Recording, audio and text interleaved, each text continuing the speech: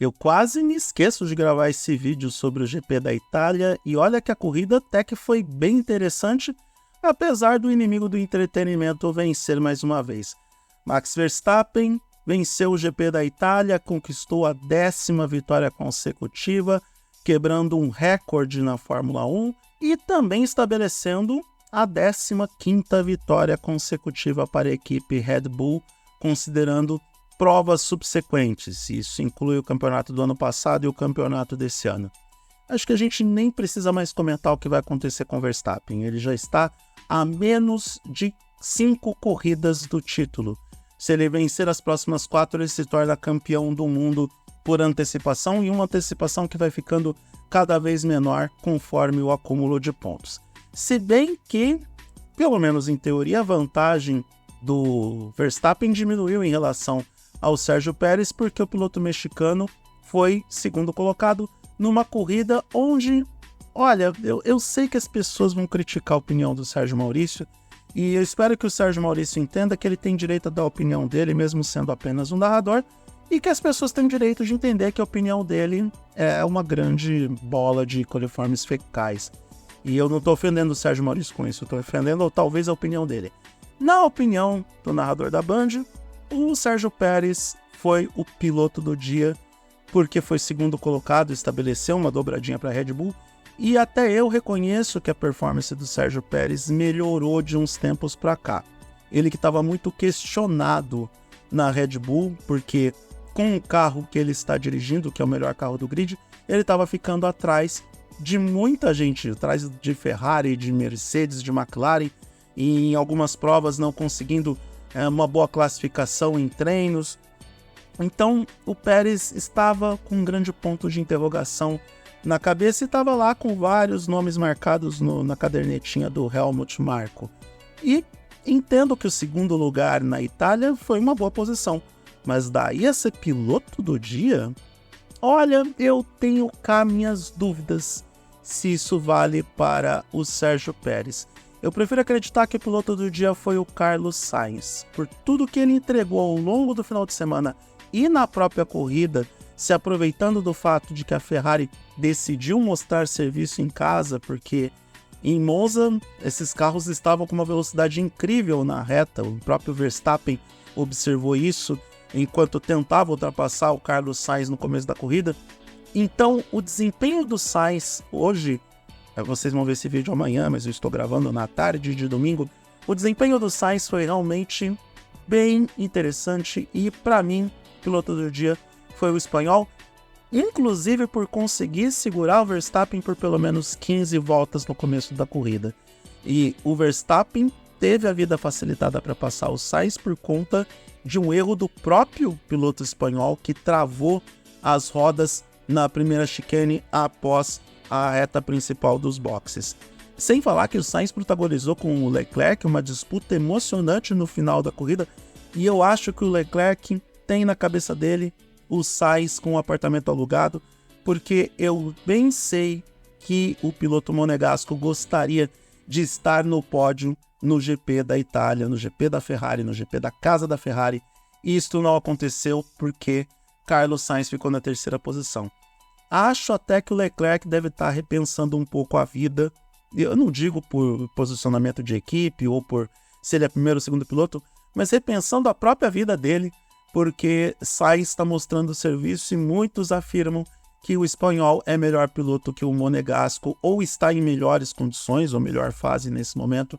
e eu tendo a acreditar nisso. Olha, a Mercedes teve até que um desempenho sólido, pelo menos foi a 3ª força em um final de semana onde a Ferrari se assumiu como segunda força. George Russell chegou em 5º, Lewis Hamilton terminou em 6º. Eu tenho sérias dúvidas sobre a estratégia de pneus do Lewis Hamilton, se a Mercedes acertou nessa estratégia, lembrando que Hamilton largou com pneus duros, enquanto que a maioria do grid largou com pneus médios. No final da prova ele estava com pneus médios, enquanto que o restante do grid com pneus duros. Mas, de qualquer forma, bons resultados para Russell e Hamilton, uma vez que ambos receberam punições de 5 segundos por conta de incidentes em pista. Mas entendo também que a Mercedes meio que deu uma estagnada. e não só em comparação com a Ferrari, que, na minha modesta opinião, fez, como que eu vou dizer, deu uma turbinada nos carros para poder fazer bonito em casa, mas também em relação à McLaren, que teve uma grande melhora do começo da temporada até aqui. E devo citar também o desempenho da Williams, porque em treinos a Williams já apresenta um ritmo bem interessante, talvez na corrida deixe um pouco a desejar, em compensação o Albon mostrando o seu valor, conseguindo boas posições de largada e boas posições no final das provas, mas não podemos deixar de reconhecer o quanto que a Williams melhorou do começo do ano até aqui. Me arrisco até em dizer que a maior evolução do grid foi justamente da Williams e não tanto da McLaren. Se bem que a McLaren entrega resultados mais consistentes nos finais de provas, enquanto que a Williams conta apenas com o Alexander Albon e não tem essa mesma consistência nas corridas.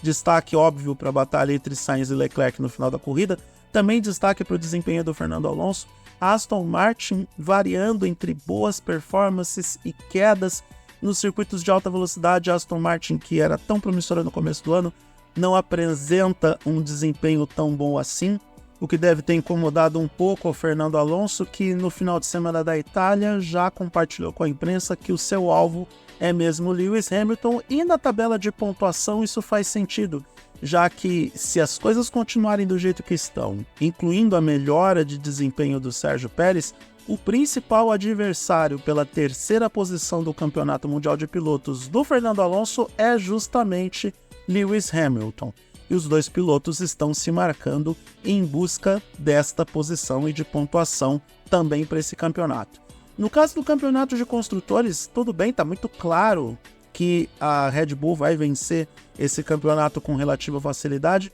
mas a gente tem que ficar de olho também nesta luta particular entre Mercedes, Aston Martin e Ferrari, onde, apesar de todos os problemas e tropeços, a equipe alemã, que tem os carros deste ano pintados de preto ou com a fibra de carbono exposta em preto, está na segunda posição no campeonato de construtores, o que eu considero uma vitória para uma Mercedes que estava lá para trás com o conceito de side pod zero, muito prejudicada com uma proposta de carro que não era tão boa quanto a dos seus adversários, eles estavam no caminho errado nesse sentido, e que sustentam uma segunda posição no campeonato de construtores, muito em partes pelo desempenho da sua dupla de pilotos, que é um desempenho mais equilibrado. Russell e Hamilton pontuam com consistência, enquanto que boa parte ou a maior parte dos pontos da Aston Martin estão nas mãos de Fernando Alonso, porque o nosso menino Lance Stroll ficou um tempo indeciso entre ser piloto de Fórmula 1 e jogador de tênis. Do mais, apesar de não muitos destaques para o GP da Itália em termos de competitividade pela vitória, porque uma vez que o Verstappen ultrapassou o Carlos Sainz, ele simplesmente deslanchou na frente e as alternâncias de posições se deram por conta de estratégias de pneus diferentes entre praticamente todo o grid e Lewis Hamilton. A gente tem que destacar também as disputas pequenas que aconteceram na pista. Como eu disse antes, o Sainz e o Leclerc disputando até o final a terceira posição, o Alonso, que teve muitas dificuldades para galgar posições da 10ª posição para frente, o Hamilton, que teve que se recuperar na pista pela estratégia de pneus que particularmente não considero tão positiva assim diante do que todo o restante do grid escolheu para desenvolver performance durante a corrida, e o Yuki Tsunoda, que sequer conseguiu disputar a corrida por conta de uma falha de motor na volta da apresentação, mostrando que a AlphaTauri está nos seus momentos finais, o último que sair apaga a luz, tá aquela coisa fim de festa na AlphaTauri, porque a equipe, penso eu, que sequer está tendo recursos ou dando prioridades para as questões básicas de manutenção dos seus equipamentos. Próxima etapa do Mundial de Fórmula 1 é o GP de Singapura, que acontece entre os dias 15 e 17 de setembro no circuito de Marina Bay. E é isso. Concluí o conteúdo em 10 minutos, tal e como o YouTube pede, apesar deste vídeo não ser patrocinado. Se você conhece alguém que gosta de Fórmula 1, compartilhe esse conteúdo com amigos, familiares ou fãs da categoria. enquanto eu ainda tiver boa audiência com isso, eu vou continuar a produzir esses vídeos para o entretenimento de vocês.